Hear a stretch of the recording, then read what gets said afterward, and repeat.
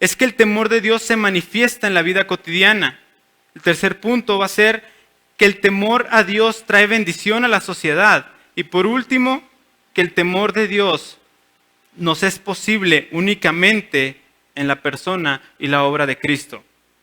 Entonces, Salmo 128, verso 1. Bienaventurado todo aquel que teme al Señor, el que anda en sus caminos. El temor de Dios produce verdadera felicidad. Una cualidad básica del ser humano, no sé si estén de acuerdo conmigo, es precisamente, perdón, es que esto está...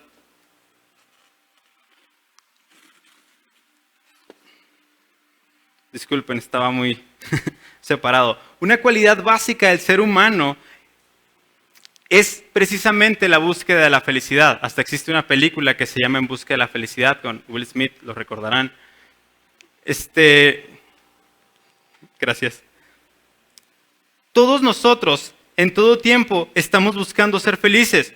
Ustedes saben a lo que me refiero, ¿no? Siempre, constantemente, en nuestro día a día, buscamos ser felices, hacemos aquellas cosas que nos hacen un poco felices. Por ejemplo, yo me levanto en la mañana, preparo mi café, tomo mi Biblia, algún libro, me pongo a leer, me tomo mi café y lo disfruto y hago eso porque en realidad me gusta. Disfruto leer y disfruto tomar un café. Algunas otras personas prefieren levantarse, se sientan en un sofá y se ponen a ver el fútbol, disfrutan ver el fútbol, ¿cierto? Algunas personas se levantan muy temprano en la mañana y se van al gimnasio, se van a correr, corren kilómetros en la mañana antes de que empiece su día y lo disfrutan. Creo que lo disfrutan. Espero que lo disfruten. Yo lo intenté en algún tiempo, pero en realidad disfrutaba más el café y la lectura que correr, entonces prefiero quedarme con el café y la lectura. Lo que quiero decir es que todos hacemos aquello que nos hace felices o que nos da una especie de promesa de felicidad. Todos hacemos aquello que nos dice, esto te va a hacer un poco más feliz. Incluso la ama de casa que limpia la casa, que barre, que trapea, lava platos, plancha ropa, hace la comida. Cuando lo hace en la casa y pudiera decir estoy cansadísima, en realidad disfruta el hecho de que cuando llegan su esposo y sus hijos a casa y llegan a comer y a disfrutar de la casa, ella disfruta ese momento. A final de cuentas eso produce una especie de gozo, una especie de dicha en su vida, ¿cierto? Pero no me imagino alguna persona que haga algo que no disfrute únicamente con el propósito de ser lo más miserable que pueda. ¿Sí? Nadie. Nadie dice, voy a hacer esto porque no lo disfruto y porque me hace miserable y quiero sentirme miserable y quiero no disfrutar nada. No, al contrario, todos hacemos aquello que lo disfrutamos. Como dijo alguien, hasta el que quiere suicidarse piensa que al suicidarse va a tener una especie de mejora de su vida. Va a tener una vida mejor. Entonces, todos hemos intentado hacer algo que nos hace felices. Pero algo que seguramente ya nos hemos de haber dado cuenta todos aquí es que no nos satisface lo suficiente, ¿cierto? Es decir, yo me levanto en la mañana, preparo mi café, disfruto la lectura mientras tomo mi café, pero no me alcanza para todo el día. Y podría estar tomando café todo el día, pero aún así, con el paso del tiempo, eso sería aburrido. Eso me quitaría un poco, le quitaría la emoción, eso le quitaría el disfrute. No sé si me explico, una persona que se levanta a correr todas las mañanas podría pasar todo el día corriendo y después de alguna hora dejaría de estarlo disfrutando. Hay ciertas cosas que parecen producirnos una especie de placer o que lo producen, pero con el paso del tiempo esto se vuelve aburrido. ¿Están de acuerdo conmigo? Y si no, hagan eso que disfrutan todo el día. Entonces, nos hemos dado cuenta que no somos tan felices como nos gustaría serlo. Y por esto, al cabo de un tiempo, esto que hacemos nos aburre o nos frustra. Y esta es la razón por la cual C.S. Lewis escribió, si encuentras en ti un deseo que nada en este mundo puede llenar, es porque probablemente fuiste creado para otro mundo. De alguna manera, este deseo dentro de nosotros que nos dice que estamos insatisfechos, es como una especie de eco dentro de nosotros mismos que nos dice que hay otra vida, que hay otro mundo, que hay algo diferente. Y no quiero referirme a extraterrestres aquí, quiero referirme a que tenemos un futuro y una esperanza con Cristo en la eternidad, que fuimos hechos para Cristo. El salmo que estamos leyendo hoy nos recuerda que aquel que teme al Señor es bienaventurado. La verdadera dicha y alegría está unida inseparablemente con el temor al Señor. Fuimos creados para esto. El sabio Salomón escribió al final del libro de Eclesiastés, no sé cuántos lo recuerdan, si lo han leído, después de darnos un recorrido de 11 capítulos por toda su vida, nos está diciendo capítulo tras capítulo sobre sus bosques, sobre sus viñedos, sobre sus mujeres, sobre sus fiestas, sobre sus manjares, sobre sus trabajos, y nos cuenta sobre todo su conocimiento y sobre la ignorancia, sobre toda la creación. Está hablando, y al final de Eclesiastés, en el último capítulo, en los últimos 2 o 3 versículos, él dice: el fin de todo este mensaje que has escuchado, teme a Dios, teme al Señor y guarda sus mandamientos, porque esto es el todo del hombre. Es decir, yo, el sabio Salomón, he dispuesto mi vida a buscar el sentido de la vida, y lo único que he encontrado en toda mi vida fue: teme a Dios y guarda sus mandamientos, porque esto es el todo del hombre. Un gran vicio de nuestro tiempo es la mentira de que cuanto más experimentamos, más felices vamos a ser. La gran mentira que nos dice que cuanto más dinero tengamos, cuanto mejor sea la casa, cuanto más linda la ropa, cuanto mejor carro, mejor perfume. Son simplemente trivialidades que se desvanecen con el viento y que presumen o prometen darnos una especie de felicidad, pero al pasar del tiempo creo que todos nos hemos dado cuenta que no satisface. ¿Cierto? Compras el iPhone nuevo y ¿cuánto tiempo te dura el gusto? ¿Una semana? Y en algunos casos se los roban o se les rompe antes, ¿verdad? Ok. Lo que realmente produce dicha, lo que realmente produce felicidad, lo que realmente va a producir plenitud al corazón del hombre es el temor al Señor. ¿Quieres ser realmente feliz? No te compres el nuevo iPhone. Teme al Señor y guarda sus mandamientos, porque esto es el todo del hombre. ¿Quieres ser realmente feliz? Teme al Señor y guarda sus mandamientos. Esto le va a dar plenitud a tu vida. ¿Sí? La verdadera dicha o alegría y felicidad fluyen de un temor reverente al Señor. El temor al Señor se manifiesta en una obediencia confiada a su palabra, una obediencia confiada a sus mandamientos, una obediencia amorosa a la voluntad de Dios. El verso 1 nos recuerda: bienaventurado todo aquel que teme al Señor. Es decir, ¿quieres ser feliz? ¿Quieres ser bienaventurado? Teme al Señor. Pero ¿cómo se manifiesta el temor al Señor en este pasaje? El que anda en sus caminos. ¿Cuántas veces hemos pensado que temer al Señor simplemente significa: yo voy a la iglesia los domingos? ¿Cuántas veces hemos pensado que temer al Señor significa: yo leo la Biblia y yo creo que la Biblia es la palabra de Dios? Sin embargo, el temor al Señor, aunque realmente lleva un sentir de adoración, conlleva necesariamente obediencia. ¿Cuántos recuerdan la historia de Jonás? La historia de Jonás es una historia preciosa, increíble. Dios le da una orden a su profeta, una orden aparentemente sencilla: ve a Nínive.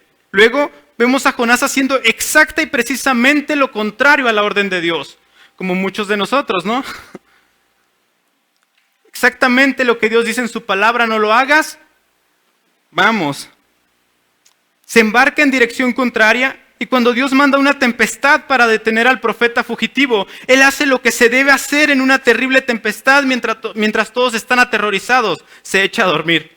Cuando le preguntan quién es él, o por lo menos quién se cree que es para echarse a dormir en una tempestad tan grande, su respuesta es fascinante: soy hebreo y temo al Dios del cielo que hizo el mar y la tierra. ¿Sí notas la contradicción ahí? Él llega y les presume que teme al Señor de los ejércitos, al Dios que hizo el mar y la tierra, al Dios del cielo, pero en realidad cuando vemos la historia de Jonás, es una clara historia de un hombre que no teme al Señor. ¿Por qué? Porque cuando el Señor le dice: Jonás, ve a Nínive, Jonás dice: no voy a Nínive, Señor, voy a cualquier otro lugar.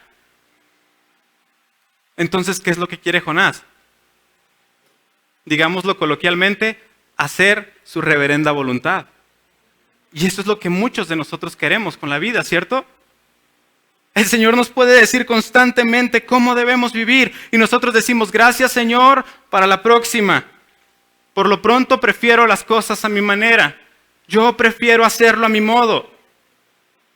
Y lo podemos ver en un montón de campos, ¿verdad? Hijo, hija, no te cases con un incrédulo, no se unan en yugo desigual. Pero Señor, ¿qué va a pasar? Lo voy a convertir.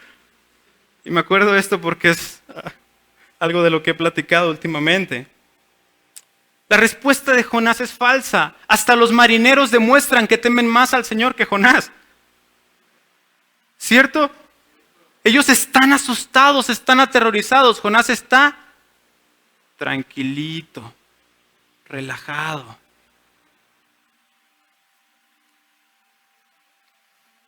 Algunos de los que estamos aquí tenemos la misma actitud. Hablamos un lenguaje espiritual saturados de la Biblia, de palabras cristianas. Nos congregamos con frecuencia, por lo menos los domingos. Asumimos que debido a esto tememos fielmente al Señor. Pero el verdadero temor al Señor se evidencia en obedecer confiadamente, descansar en la palabra de Dios, en su voluntad, en guardar sus mandamientos. Una confianza en que lo que Dios demanda de nosotros para la vida cotidiana, en los detalles más básicos, es lo mejor. O como lo dijo Juan Calvino, un temor que tiene más miedo de ofender a Dios que del mismo infierno. Y a veces creo que nos falta un poquitito de ese temor. Por lo menos lo digo por mí. Esto nos lleva a nuestro segundo punto. El temor de Dios se manifiesta en la vida cotidiana. Entonces, repito, el temor de Dios sí es una adoración, una devoción confiada, pero no es una devoción a expensas de una obediencia. La devoción a expensas de obediencia se llama hipocresía y lo puedes preguntar en un matrimonio. Esposo que dice te amo, te amo, te amo y no hace nada, no ama. ¿Cierto? Bienaventurado todo aquel que teme al Señor, el que anda en sus caminos. Cuando comas del trabajo de tus manos, dichoso serás y te irá bien. Tu mujer será como fecunda vid en el interior de tu casa, tus hijos como plantas de olivo alrededor de tu mesa. Entonces, propongo que estas áreas que vamos a mencionar son bendecidas como una consecuencia obvia de vivir en el temor del Señor. Es decir, la bendición en estas áreas de la vida tiene como fruto de obedecer confiadamente la voluntad del Señor andando en sus caminos. La bendición es el fruto de confiar en el Señor. Entonces en el verso 2 nos dice primero, cuando comas del trabajo de tus manos, y aquí nos da tres ejemplos de la vida cotidiana, y es de lo más cotidiana posible. El trabajo, el matrimonio y la crianza de los hijos. Eso es lo más cotidiano, ¿no? Creo, no puedo pensar en algo más cotidiano ahorita. Entonces, cuando comas del trabajo de tus manos, dichoso serás y te irá bien. Habrá una dicha y una alegría cuando comas del trabajo de tus manos. En Génesis vemos que Dios creó al hombre a su imagen y semejanza y le dio una tierra para labrarla. Le dio un trabajo. El trabajo no era un problema. El hombre no fue creado para reposar en el Olimpo de los dioses. El hombre fue creado para trabajar, por así decirlo. Dentro del diseño del hombre está no solo la capacidad de trabajar, sino una necesidad de hacerlo. Pero el problema comienza con la caída. Cuando el hombre se rebela contra Dios, lo cual muestra precisamente esta pérdida del temor a Dios, es decir, pasó de obedecer a Dios a desobedecer a Dios, y en esta desobediencia revela precisamente que ya no hay temor de Dios en su corazón. Cuando se rebela contra Dios, después de esta caída, el trabajo no es anulado. Ahora es más difícil. Escucha esto, el trabajo no fue la maldición fue la dificultad a labrar la tierra, porque ahora la tierra se opondría al hombre mientras el hombre la labraba. El trabajo se empezó a hacer difícil a causa de la caída. Eso lo vemos en Génesis 3, 17 al 19, si quieren tomar apuntes. Anterior a la caída, el trabajo no era un demonio del cual huir y tampoco era un Dios al cual adorar. Anterior a la caída, el trabajo simplemente era una forma de adorar al Dios creador. Dios había dado el trabajo, el hombre tenía que obedecer, tenía que labrar la tierra, tenía que trabajar. Y al trabajar el hombre no decía, bueno, voy a trabajar y por medio del trabajo yo voy a ser feliz. Tampoco decía, por medio del trabajo yo voy a ser infeliz. Dos filosofías que existen en nuestro tiempo, ¿no? El trabajo me hace más feliz o el trabajo me hace más infeliz. Ambos casos son erróneos. El trabajo es un medio de adoración que Dios le ha dado a su gente para adorarlo a Él, a los hombres específicamente.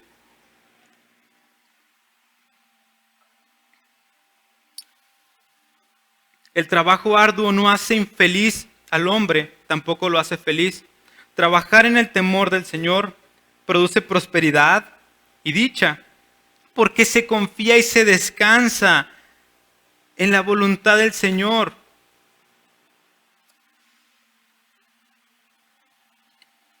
El afán y la pereza, ambos son producto de la caída y ambos son vistos mal delante de Dios.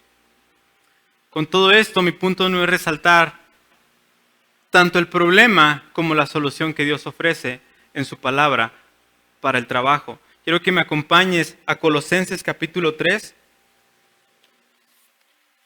Colosenses 3, verso 22. Y aquí es donde nos da la pauta para el trabajo.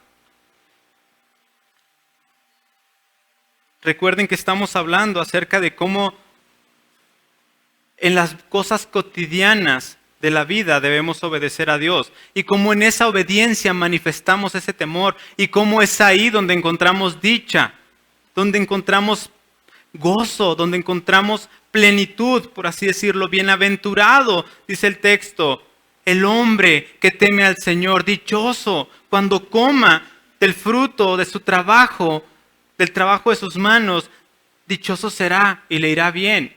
Entonces, a medida que trabajamos, cuando comemos del fruto de nuestro trabajo, hay esa dicha, y hay ese gozo, y hay esa plenitud, y hay esa bendición. Entonces, Colosenses capítulo 3, verso 22 al 4:1, nota cómo dice, siervos, obedezcan en todo a sus amos en la tierra, no para ser vistos como los que quieren agradar a los hombres, sino con sinceridad de corazón, temiendo al Señor. ¿Temiendo a quién? ¿Cómo debe ser hecho el trabajo entonces? En el temor del Señor. ¿Sí? Y todo lo que hagan, háganlo de corazón. ¿Como para quién? Para el Señor, no para los hombres. Verso 24, sabiendo que del Señor recibirán ¿qué? La recompensa. La recompensa no es el sueldo. La recompensa viene del Señor. El Señor permite el sueldo para que podamos sostener a nuestra familia, para que podamos sostener nuestra casa, pero el dinero no es la recompensa del trabajo. La verdadera recompensa viene del Señor.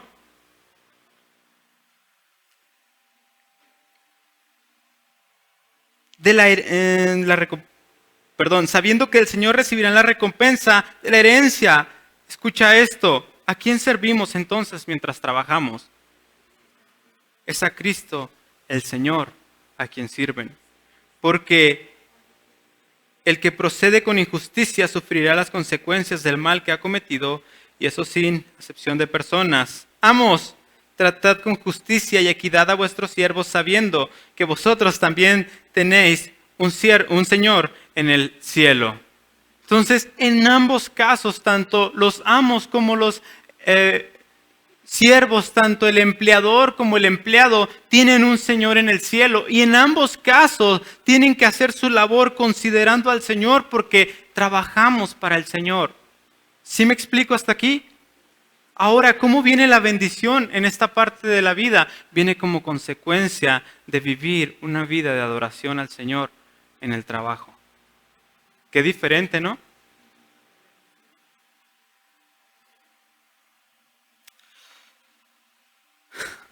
Una de las razones por las cuales la Reforma Protestante en el siglo XVI fue tan exitosa fue precisamente porque el trabajo fue reformado. Pasó de ser considerado una maldición a ser considerado una bendición y una forma de adoración a Dios. De hecho, según un material que leí hace tiempo, los países del norte de Europa, donde se abrazó la reforma protestante, prosperaron más en lo económico que los países del sur, donde la reforma fue rechazada. Cuando se hizo una investigación sobre la razón por la cual el norte estaba prosperando más que el sur, fue porque los del norte que habían abrazado la reforma protestante consideraron su trabajo, sus capacidades, sus talentos y aún el dinero como un don de Dios. Y ellos solamente eran los administradores, los mayordomos. ¿Sí me explico? En el norte se consideraba que lo que Dios había dado era mayordomía y se tenía que estar administrando, seguir trabajando, trabajaban para Dios. En el sur no fue tanto así. Creo que fue Max Weber quien escribió, Max Weber, creo que es Weber, como sea, ¿verdad? Este hombre en el siglo pasado escribió acerca de la ética laboral de los reformadores y el puritanismo inglés y de cómo se fue desarrollando. Y en su obra dice algunas cosas bien interesantes. Yo no la leí toda, leí algunos fragmentos, pero ahí es donde menciona acerca de esta ética que tenían los reformadores de trabajo. En otro, leí hace poco, estaba leyendo un libro sobre la economía o los orígenes de la economía en México. Y hay algo impresionante también en la diferencia de desarrollo económico entre lo que es Estados Unidos y México. Y adivina cuál fue la diferencia para empezar. La conquista. ¿Quién conquista Estados Unidos y quién conquista México? En México están los españoles y en Estados Unidos están los ingleses. Los ingleses vienen del puritanismo. Entonces, en Estados Unidos se lleva esta ética laboral donde el trabajo honra a Dios. No quiero que parezca que en Estados Unidos todo fue color de rosa, fue conquista y fue cruel. Pero la ética laboral era diferente a la ética laboral en México. De hecho, según el estudio que estaba leyendo, algo que influenció mucho o impactó mucho la economía en México fue que los españoles acaudalados simplemente querían tener esclavos mexicanos para que trabajaran para ellos, mientras ellos solamente se sentaban a descansar. Y esa no fue la ética que hubo en Estados Unidos. Entonces, esta ética, según el estudio, fue sembrada un poco al mexicano, a los mexicanos. Entonces, por eso hay como una especie de tendencia en quiero ser jefe, ¿para qué? Para que otros trabajen para mí y yo estar tranquilo. Ahí lo voy a dejar, no vamos a seguir con la economía. Pero es un buen estudio, está muy interesante. Entonces, iglesia, la ética que el Señor demanda de nosotros es una vida de adoración. Una vida de adoración en el trabajo. Que a medida que hacemos lo que hagamos, cualquiera que sea nuestra vocación, cualquiera que sea nuestro servicio, cualquiera que sea nuestro talento, que lo hagamos como para el Señor y no para los hombres, conscientes de que servimos al Señor. Jóvenes, estudiantes, a lo mejor ustedes no tienen empleo, pero su trabajo es su escuela, es su responsabilidad. Estudien para la gloria de Dios, dediquen todo su tiempo, todo su esfuerzo para adorar a Dios en medio de la escuela, no solo cantando alabanzas, sino estudiando diligentemente, no con el fin de ser alguien en la vida, su identidad es Cristo, no lo que estudian, pero con el fin de adorar a Dios, a este Cristo en medio de sus estudios. Tal vez hay alguien en este momento que no tiene empleo, esa tampoco es tu identidad es Cristo. En tu búsqueda de empleo, honra a Dios, primero rogándole por un empleo. Luego sale y busca un empleo, pero uno que te permita congregarte, uno que te permita honrar al Señor en el día del Señor, recordando que confías en el Señor, que descansas en el Señor, que tu situación no se ha salido de la mano del Señor. Aún como persona desempleada, tu situación está en el control de Dios. Y usa este tiempo para acercarte a Dios, para buscar de Él. El siguiente punto que vemos, precisamente en el verso 3, tu mujer será como fecunda vid en el interior de tu casa, es el matrimonio. Este es otro aspecto de la vida cotidiana, ¿cierto? donde se mide, donde se ve el temor a Dios. Repito, no solamente en alabanzas y en oraciones, en la vida cotidiana, en el trabajo, en el matrimonio. La imagen que pinta el salmista es una vid llena de uvas, probablemente sean muchos hijos o sea mucho fruto en su vida, como la mujer de Proverbios 31. Probablemente solo está tratando de llevarnos a la idea de que es un matrimonio dichoso, satisfecho, pleno. Este matrimonio, dichoso y satisfecho, tanto si eres mujer como hombre, es una bendición de vivirlo en el temor del Señor.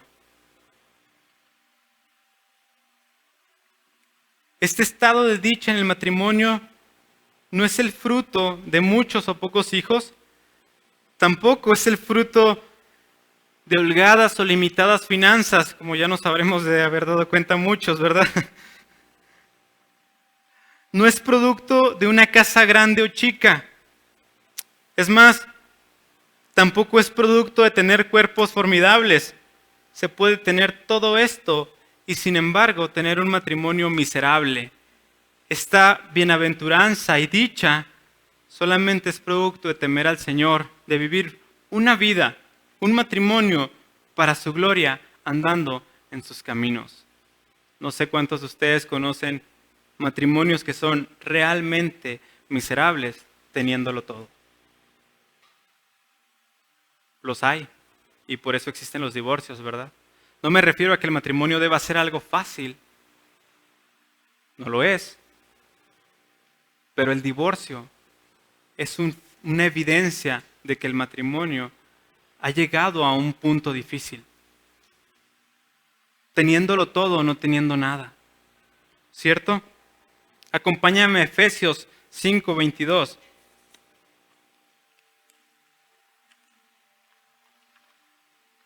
¿No estoy hablando muy rápido?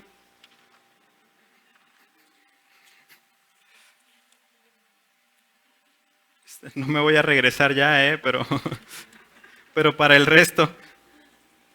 Efesios 5:22 al 33.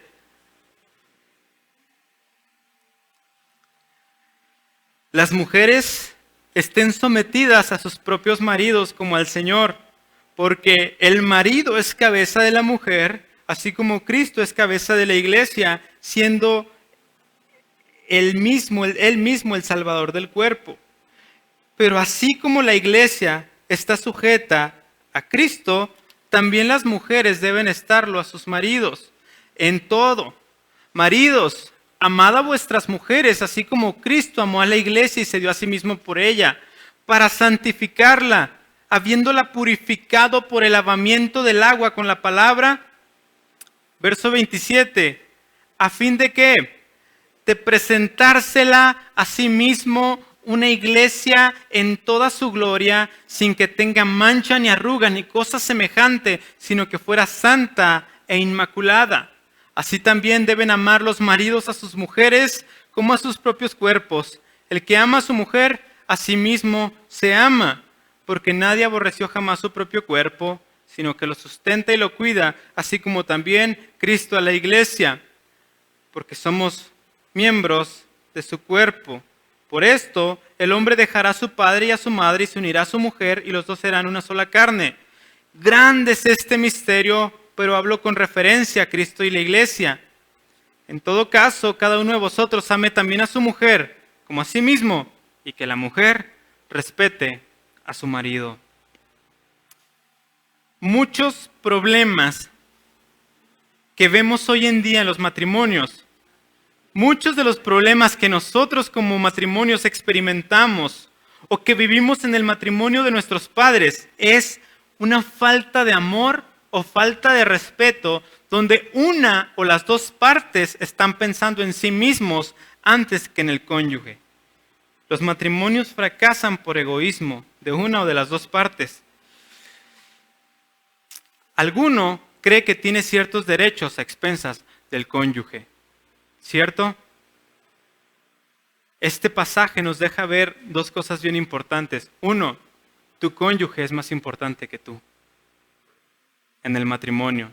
Y dos, que es la más importante de todas, el matrimonio fue creado para reflejar la gloria de Cristo, para reflejar el pacto entre Cristo y la iglesia. Ese es el fin del matrimonio. Es decir, el matrimonio debe vivirse de tal manera en el temor del Señor que cuando una persona nos ve como matrimonio pueda decir, ¿sabes qué veo en este matrimonio? Veo el pacto de Cristo y la iglesia. Veo cómo Cristo amó a la iglesia y se entregó a sí mismo por ella. Y veo cómo la iglesia se somete voluntariamente a Cristo en amor. Y a veces estamos a entender todo lo contrario, ¿cierto? El matrimonio es un tema difícil. Al tratarlo es un tema complicado. Al vivirlo más. Pero es una bendición. La bendición en el matrimonio, nuevamente, escucha esto. La bendición en el matrimonio no solamente es el cónyuge. La bendición en el matrimonio viene de Dios mismo. Viene de Cristo mismo. Entonces, viviendo el matrimonio acorde a los caminos de Dios, la bendición del matrimonio llegará a nuestros matrimonios de forma natural, sin forzarla, sin obligarla. Nuevamente, el problema que vemos ahí en el matrimonio constantemente es el egoísmo. ¿Sí? Constantemente es el egoísmo. Constantemente uno dice, es que yo así. Y el otro dice, no, es que yo así. Uno dice, es que mi vida, es que a mí me enseñaron. Sí, pero a mí me enseñaron esto otro. ¿Sí me explico? Entonces, la Biblia sí nos pinta una pauta de cómo debe ser el matrimonio, ¿cierto? El matrimonio debe ser también un medio de adoración a Dios. Adoramos a Dios en nuestro matrimonio. ¿Cómo? Hombres amando a nuestra esposa como Cristo amó a la iglesia. Mujeres respetando al esposo. ¿Sí? Esto también es adoración. Esto no es un paréntesis aparte del temor al Señor. Por eso Pedro también nos insta que para que nuestras oraciones no sean estorbadas, estemos bien en el matrimonio. ¿Sí? ¿Por qué? Porque a final de cuentas, si decimos que somos bien cristianos, que somos bien espirituales y vivimos una vida bien espiritual, pero en el matrimonio nos la pasamos coloquialmente de las greñas otra vez, entonces, a final de cuentas, solamente demostramos que no estamos viviendo en el temor del Señor. ¿Por qué? Porque el temor al Señor lleva mandamientos. Obediencia, obedezcamos al Señor entonces. Nuevamente, jóvenes que aún no se casan, rueguen al Señor por una persona que le ame a Él y sean sabios al elegir una pareja que ame a Dios y que su vida sea una de adoración. No se dejen llevar solo por los ojos. Estoy consciente también que puede haber personas viudas y divorciadas, personas que han pasado tragos amargos en su matrimonio. Pero quiero recordarte que esa situación no se ha escapado del conocimiento de Dios. Es posible experimentar esa dicha y bienaventuranza en la viudez. E incluso si alguien está divorciado. ¿Por qué? Porque el fin del matrimonio es dar a conocer la gloria de Cristo y el fin del individuo es el mismo. El fin de cada individuo es llegar a la estatura del varón perfecto, es hacer que Cristo sea visto glorioso en nuestra vida. Entonces, la siguiente parte del verso 3 dice, tus hijos como plantas de olivo alrededor de tu casa. Y hablar de la crianza de los hijos es otro tema de la vida cotidiana, ¿cierto? Otra bendición enorme. Probablemente este pasaje hace una alusión a que son muchos hijos y que se sientan alrededor de la mesa a escuchar respetuosamente la enseñanza o instrucción del padre, como se acostumbraba a hacer en aquel tiempo, en aquel lugar. Y es un cuadro hermoso que pinta. cuando hay este respeto y honra de parte de los hijos hacia los padres. Yo no me daba cuenta de eso anteriormente, pero ahora que soy padre me he dado cuenta. Hace poco estaba platicando con mi esposa y estábamos con Marcelo ahí y Marcelo estaba haciéndonos caras, jugando y gritando y nos reíamos. Y le digo, ¿te imaginas que pueda llegar a los 14, 15 años cuando de plano lo único que va a sentir por sus padres es una especie de vergüenza? Vuelta a mi esposa, no quiero imaginarme eso. Y de alguna forma masoquista, ¿no? Porque hay padres que han experimentado esto con sus hijos. Y algunos hijos hemos sido bastante severos con nuestros padres. Pero la Biblia nos pinta un cuadro diferente. Yo creo que es una de las cosas más tristes que puede imaginarse un padre decir, llegar ese tiempo donde mis hijos no van a sentir el más mínimo respeto por mí. Estos hijos que de chiquitos me respetaban, que ven al padre y ven a la madre y los ven como lo máximo, y llega ese tiempo donde puedan decir, no, yo creo que es una idea difícil, ¿no? No sé si solo a mí me parece algo muy, muy difícil, pero el texto nos pinta un cuadro diferente. Y este pasaje nos deja ver que los hijos, este cuadro precioso donde los hijos se sientan alrededor de la mesa, escuchan al padre y escuchan y ponen atención de una manera respetuosa. Alguien dijo, que me ame mi mujer y que me respeten mis hijos, es todo lo que me importa para cuando me muera. O sea, saber que viví toda la vida y que mi esposa me ama y mis hijos me respetan, eso fue suficiente. Y ahora entiendo lo que decía aquella persona. Entonces, la paternidad, la crianza en el temor del Señor da como fruto esa felicidad donde se puede ver este respeto. ¿Sí me explico? Por eso Salomón también dijo, instruye al niño en su camino y aun cuando sea viejo, cuando sea grande, no se apartará de él. Entonces, quiero que me acompañes a Efesios 6 nuevamente. 1 al 4, vamos a estar leyendo.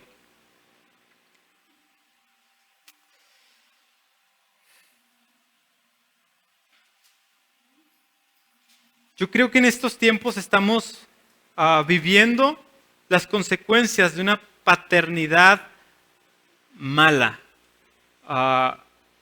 Hace tiempo estaba escuchando a una persona que dijo que las prisiones y los prostíbulos están llenos de personas que no tuvieron una figura paterna respetable en casa. Es decir, la figura paterna estuvo ausente y cuando la figura paterna estuvo ausente o su presencia simplemente fue más dañina, fue ocasionando este patrón de vida destructivo en sus hijos. Y algunos que entran a prisión desde muy temprana edad. Entonces, estamos viviendo un tiempo donde se está cobrando toda esa mala paternidad, por decirlo así, que hubo. No lo digo para reclamar a nadie, pero para animarnos como padres a tomar nuestro lugar en el temor del Señor. En muchos casos, los padres que asumían ser cristianos o incluso que eran predicadores dejaban a la familia y se iban. Y era un lugar donde estaban ausentes en casa. Efesios 6, verso 1. Hijos, obedeced a vuestros padres en el Señor, porque esto es justo. Honra a tu padre y a tu madre, que es el primer mandamiento con promesa, para que te vaya bien y para que tengas larga vida sobre la tierra. Y vosotros, padres, no provoquen a ira a vuestros hijos, sino que criadlos en la disciplina e instrucción del Señor. ¿Estás conmigo? La idea de la crianza de los hijos, padres que tienen hijos, que tenemos hijos, la idea de la crianza de los hijos es instruir a nuestros hijos en el camino del Señor. Escucha esto. Los hijos deben ser guiados para el Señor. Dios nos ha dado a nuestros hijos, sean pocos o muchos, sea 1 o 5, gordos o delgados, para que les guiemos hacia Dios, para que los dirijamos hacia Dios mismo. Nuestros hijos no nos fueron dados para cumplir nuestros caprichos y sueños frustrados. Es importante que entendamos esto. Muchas veces los padres queremos hacer de nuestros hijos lo que no pudimos hacer nosotros. Es que yo toda la vida quise hacer esto y la oportunidad del tiempo no se me dio, mi hijo lo va a hacer. Muchas veces queremos que nuestros hijos tengan todo lo que nos faltó. ¿Has oído eso? Es que yo nunca tuve esto, por lo tanto quiero que mis hijos lo tengan. ¿Sí? Pero ese no es el fin de la paternidad. El fin de la paternidad es guiar a los hijos hacia Dios. No es para hacer con ellos lo que no pudimos hacer. No es para tener unos lindos cachorritos tiernos con los que nos podemos tomar fotos de forma perfecta, subirlas a Facebook o a Instagram y decir, miren qué perfectos son mis hijos. No lo son. A veces veo las fotos. Se tomó una foto con un niño y el niño sale tan tierno en la foto. Y todos le dan like. ¡Qué padre foto! ¡Ay, qué bonito! Es como que... Mejor ahí lo dejo, ¿verdad? Entonces, no se trata, escucha esto, no se trata ni siquiera de hacer hombres y mujeres de éxito. ¿Por qué? Porque muchas veces ponemos un peso sobre nuestros hijos. No, es que yo quiero que tú seas exitoso. Yo quiero que tú seas una persona de bien, una persona... Sí, pero al final de cuentas, ¿de qué le valdrán todos los likes en Facebook? ¿De qué le valdrá todo el éxito? ¿De qué le valdrá toda la comodidad que se le pueda dar? Si al final de cuentas, su vida es un monumento a la deshonra a Cristo.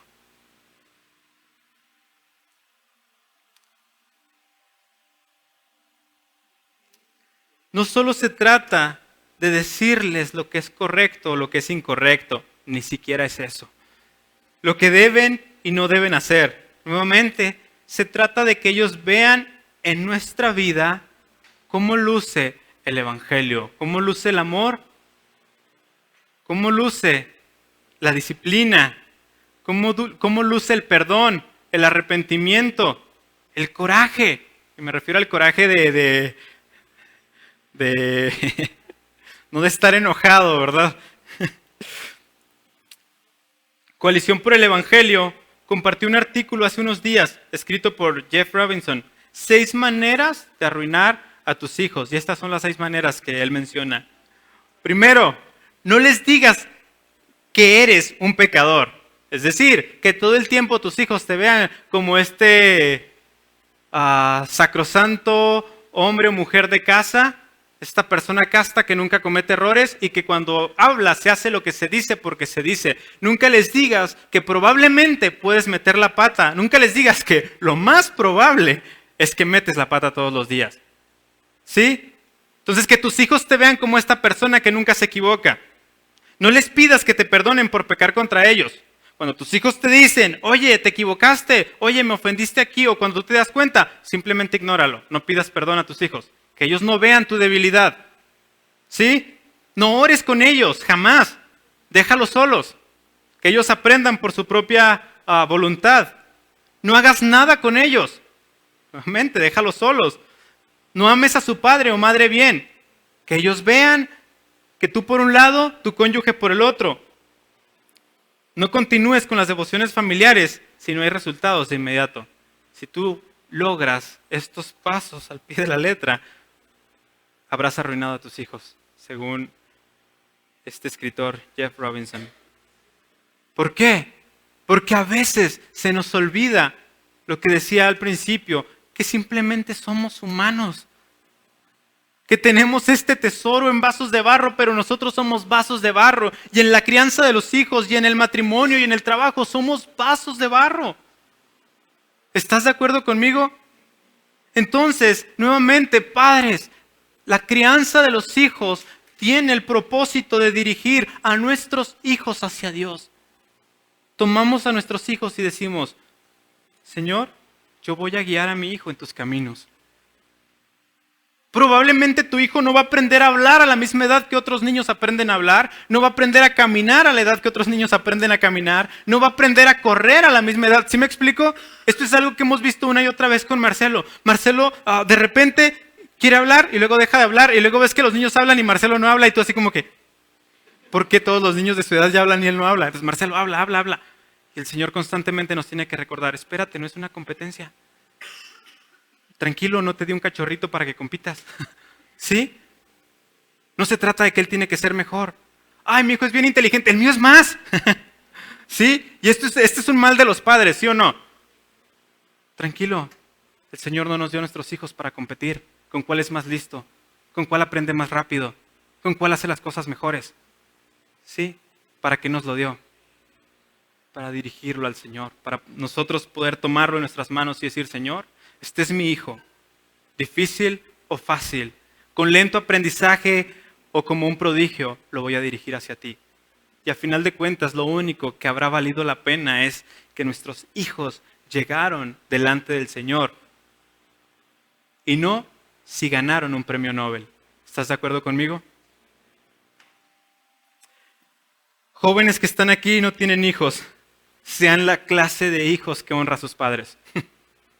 Sí, sean la clase de hijos que respeta a sus padres, que se sienta a escuchar a sus padres. Sean la clase de hijos que si sus padres cometen errores no los juzgan, no los acusan, no los ponen en un tribunal, no los avergüenzan, sino que con toda la paciencia aman a sus padres, los respetan y si pueden un poquito ayudarles a temer al Señor más y a guiarles a ustedes en el temor del Señor.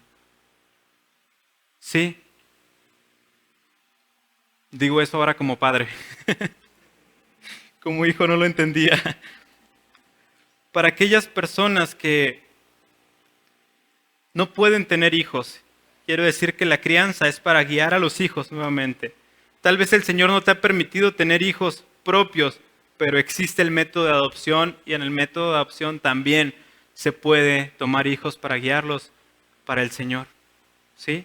Para aquellas personas que sus hijos ya salieron de casa, que ya partieron, nuevamente el propósito es guiar a los hijos en el temor del Señor. Y existen un montón de jóvenes que necesitan ser guiados en el temor del Señor, ser dirigidos en el temor del Señor. Entonces no duden en adoptar a este joven de una manera espiritual y guiarlo al Señor. A final de cuentas también es trabajo paternal, ¿cierto?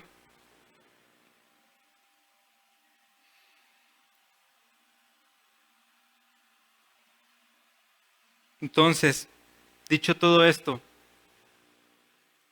sí, el temor del Señor se vive en la vida cotidiana. ¿Están de acuerdo conmigo? No es temor al Señor decir yo canto en la iglesia. Es temor al Señor cuando después de cantar en la iglesia salimos y vivimos de esta manera.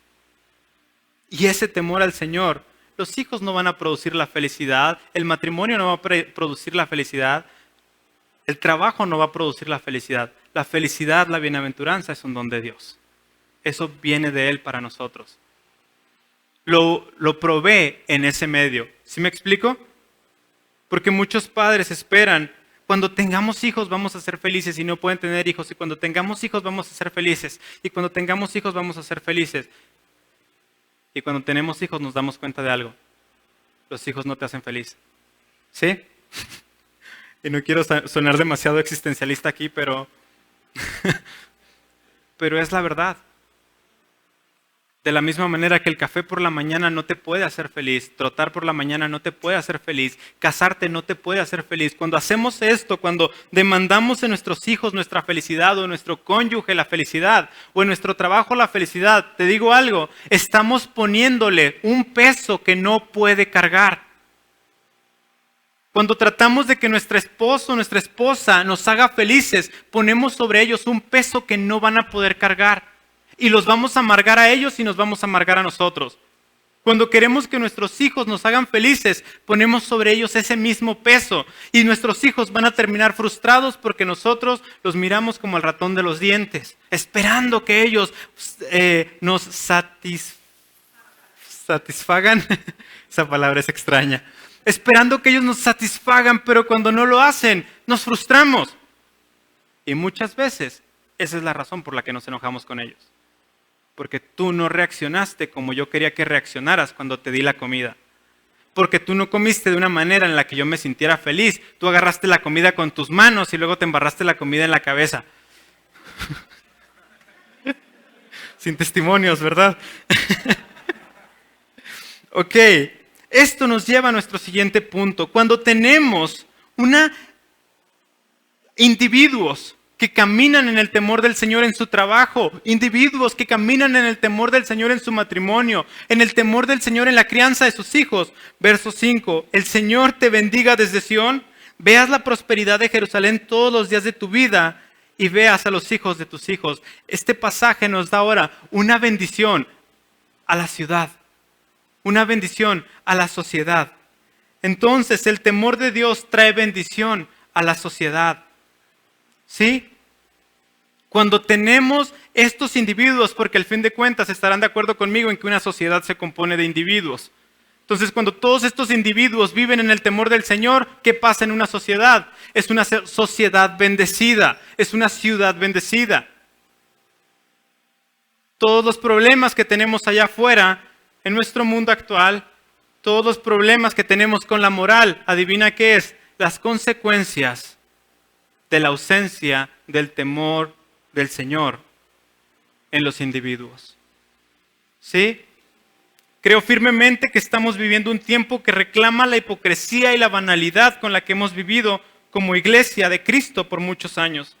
Creo que los jóvenes que se han ido de la iglesia y atacan desde su fuerte liberal a la iglesia simplemente son la consecuencia de la hipocresía dentro de individuos que estaban en la iglesia.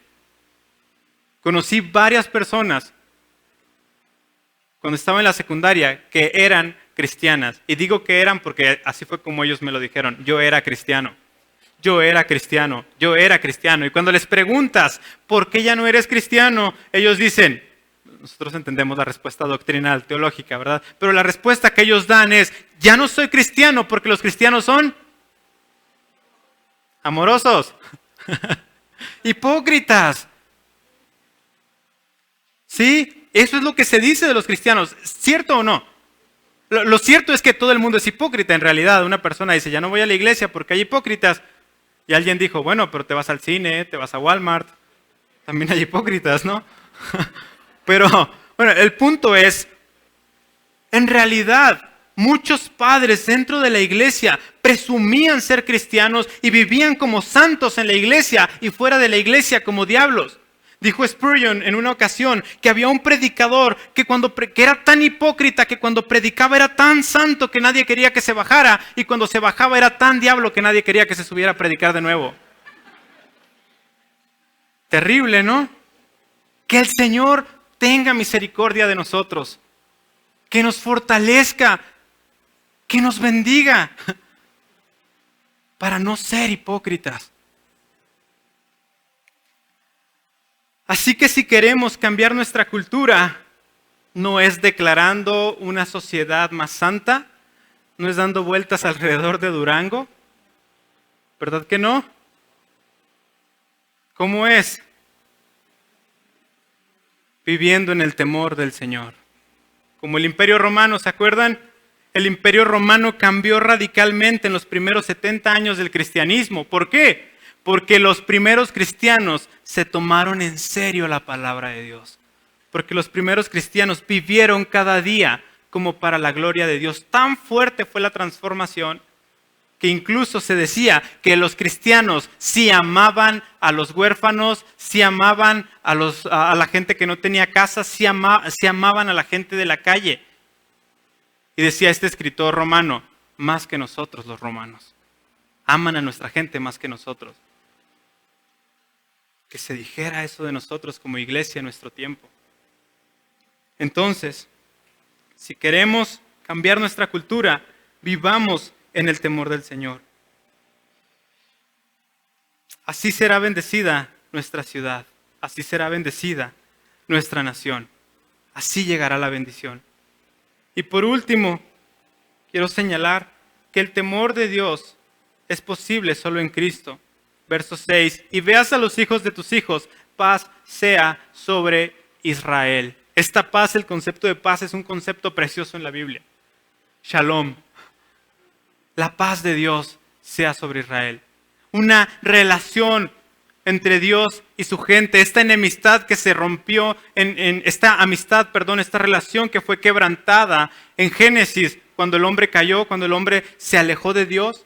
Esta relación viene a ser esa paz que tanto está buscando todo el pueblo. Si tú lees la Biblia en todo el Antiguo Testamento, vas leyendo esa palabra paz, paz, paz. Que el Señor traiga paz sobre Israel, el Señor traiga su bendición sobre su gente. La paz del Señor sea contigo, así se saludaban, Shalom, la paz del Señor sea contigo. ¿Por qué? Porque hay un deseo en todas las páginas del Antiguo Testamento de que la paz del Señor vuelva a su pueblo, de que el hombre vuelva a reconciliarse con su Creador, de que Dios vuelva a traer esa amistad con el hombre y de que ya no haya esa enemistad.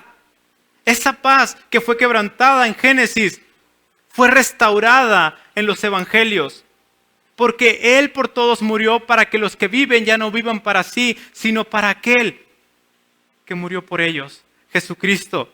Él hizo la paz para con nosotros. En Cristo la justicia y la paz se besaron. En Cristo Jesús fuimos reconciliados con Dios. En Cristo Jesús fuimos traídos a una nueva relación con Dios. En Cristo Jesús se hizo una banderita blanca que decía paz con Dios, paz con Dios. Ya no hay más guerra. El hombre ya no está en guerra con Dios. Eso es algo precioso.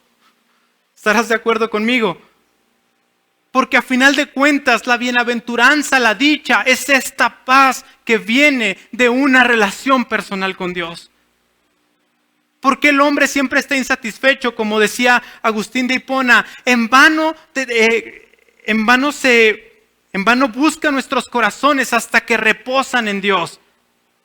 Siempre están ansiosos nuestros corazones. La razón por la que siempre estamos buscando algo que nos satisfaga es esa ansiedad. Hasta que reposa en Dios. Sí, y ese reposo únicamente viene por Cristo.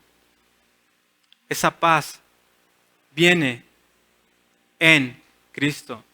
Amigo que nos visitas y que no has venido a Cristo como tu Salvador, la única forma en la cual vas a tener paz en tu vida es a través de Cristo.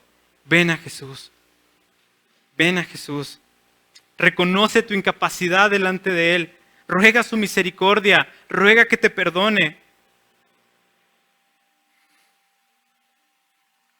Ven a Jesús. ¿Sale? Vamos a ponernos sobre nuestros pies. Búscanos en Facebook y YouTube como Iglesia Gracia Soberana Durango y disfruta de este y otros mensajes. Visítanos, estamos en calle Alberto Terrones, número 733, zona Centro Sur, Durango. Estaremos contentos de recibirte.